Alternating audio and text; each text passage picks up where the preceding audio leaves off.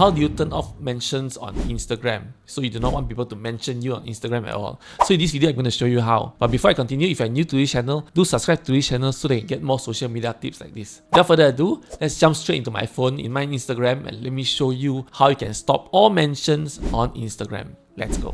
First of all, open up your Instagram app. Then you go to your profile, which is the bottom right. And then you click on the three lines at the top right, which is the burger icon. And then you open up settings and activities, right? Then you can scroll down to see how others can interact with you. Okay. Then you see text and mention. Click on that. Here, you can see here, who can mention you. Allow mentions from everyone. Allow mentions for people you don't know, or don't allow mentions, right? Or even if you don't want to allow people to boost stories that they mention you in, you just turn it off, right? But of course I want to turn it on because I want more visibility, all right? But if you want more privacy, this is what you can do where no one can mention you, all right? I hope this is helpful for you. If you like what I share, do give me a like and also subscribe to this channel so that you get more social media tips like this. Thank you so much for watching and I see you next time. Goodbye.